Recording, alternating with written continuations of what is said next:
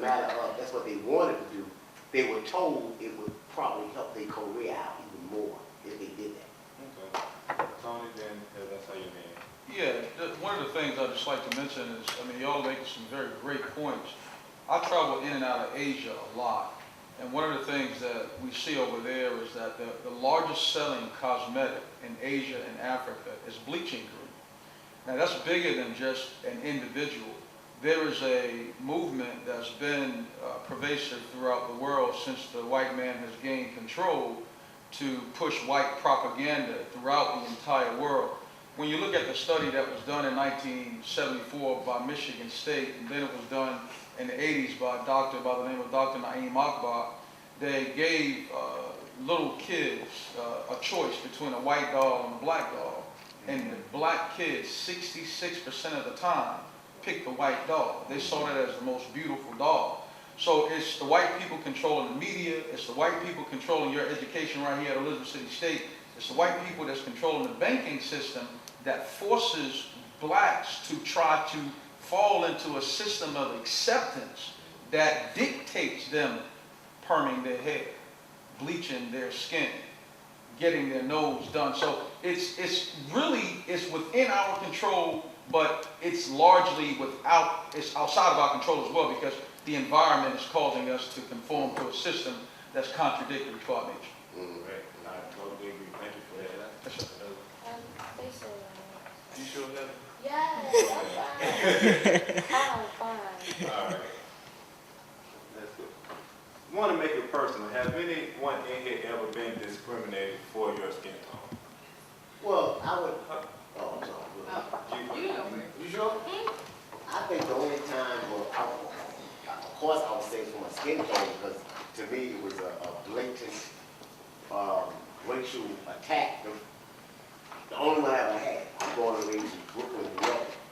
And years ago, when I was about 19, I was in the Army Reserve, and I went to an Army Reserve ball at a hotel in Manhattan, real nice.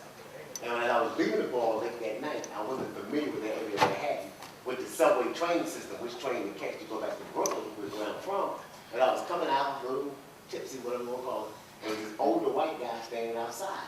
And I just said, "Excuse me, sir, do you know which subway train line?" I asked him which line was the IRT line, meaning it would take me to Brooklyn. And he looked at me, smoking a cigarette, he just said, his exact words were like, "Don't ask me nothing, nigga." And I was stunned. That was the only first time something that ever happened to me. And I was in Manhattan, New York when this happened quite some years ago. A white guy, when I asked him a question, he said, "Don't ask me no questions, nigga." And he turned his head and he kept smoking a cigarette. Ma'am, you and then Ken. Okay. I know y'all say light-skinned people get a lot, or they are perceived to get a lot, but I'm always on the opposite end, because they feel that light-skinned people always get a lot. I'm always the person, well, you're light-skinned, you get everything, and that's not the case. I always have to work for everything that I have to get, and in my mind it's like, why should I have to be discriminated against my own race and have to be told that just because I'm light-skinned to work harder? I mean, I don't mind working harder, but not for that reason. Right. We're all the same race here. It's no reason to be divided for that. That's just a petty reason to be divided to me. There's other reasons to be divided. Cam and Heather. Good. Heather. I was going to piggyback on what she said. I'm not light-skinned, but I take up for the light-skinned brothers, because like I said, it's about for what you attracted to. It's not necessary. I don't like dark-skinned brothers, but like Camille said, I had an issue with dark-skinned brothers, so right now I want a light-skinned. That's just my mind. That's what it is. It's reality. Don't judge me. Keep it moving. But like what she said, like, people be piggyback, like people be really hating on the light-skinned brothers. I be like, that's not their fault that they are light-skinned. They still brothers. They still African-American descent. But you know, it takes back to your great-grandfathers who were white, who raped, slaves. That's what, like, Malcolm X's mother was like, and in a movie, I know y'all seen it in the movie, and sometimes a movie could be like, false, but this was real. His mother was light-skinned, and his mother did not want him to date a white or a light-skinned girl. But that's how it is in reality, you know what I'm saying? It's what we accept. It's what we want. And like she said, a lot of people be coming down on a lot of light-skinned women and brothers. That's what it is, but they still black. Right. That's deep. Like, Camille, then you. What I find interesting is like, it's about trends. And I feel like us as a people have really just confused being biased within ourselves as far as skin tone is concerned and as far as racism. Like, for example, like, you know, you see on Twitter all the time, team pound, team light skin, team dark skin. Why can't it be pound black people? You know, team African American race, you know, or something like that. You always see the teams. That's the division right there.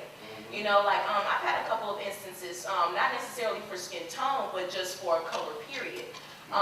From a white person and from a black person. I remember one time I was reading a book, and a black girl, I went and I looked over and I asked her a question about the book, and you know, she called me a black-eyed pea, and so I was like, okay.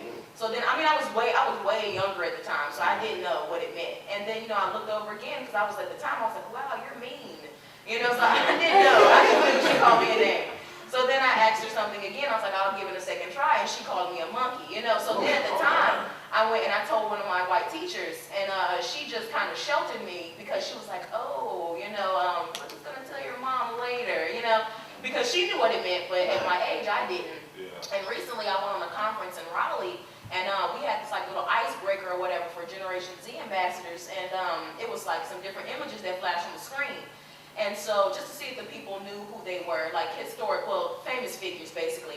And one of the girls who came on the screen was Punky Brewster, you know, little white girl. Yeah, Punky, I knew who that was, you know. Yeah. And so then a picture of Sam Cooke came on. And at the time I didn't know, you know, because it was a younger photo of him, so I didn't know who that was. So the white girl sitting beside me, she leaned over and she said, do you know who that is? I was like, why would I know who that is? You're black too. I said, so. I don't, that doesn't mean I necessarily recognize the picture of Sam Cooke. I feel like it's evident, but you know, things, like she stated earlier, you know, some things are made into a bigger deal than what they should be. Some things are overanalyzed, but it's also, you shouldn't be naive to it as well. There are also subtle hints of racism and, you know, bias against skin tones as well. Perfect example today, matter of fact. Sitting at the waterfront, lady right beside me in the car, a white older woman. And there was this black guy walking around, you know, I don't know if he was homeless or not, you know, I don't make judgments, but you know, his clothes were tethered, you know, things of that nature. And he was going car to car, and he didn't stop at our car, but he walked past the woman's car, he just spoke to her. She cut her car on, rolled the window up, didn't make eye contact. Then when he walked off, then she looked around to see if he was still there, and then cut the car back off, rolled the window down, and continued what she was doing. So I was like, why would you do that? Did you feel threatened because you didn't know what he was going to do, or did you feel threatened because of his skin color? I will never know. Right. But I'm still not naive to the fact, you know, she didn't have to say anything because her actions spoke for her. So I feel like as a people, it's too much division amongst us. That's why it's been such a big controversy, light skin versus dark skin, you know, because we're always looking for something to talk about. You know, we're always looking for the next team, we're always looking for the next fad, we're always looking for the next trend. That's why so many older individuals tell all these young folk, oh, what you're doing, you know, with the little lopsided cuts and everything like that's nothing new. I've already done that. Yeah. You know, so everything is just recycling itself. Right. Hand over here to my left.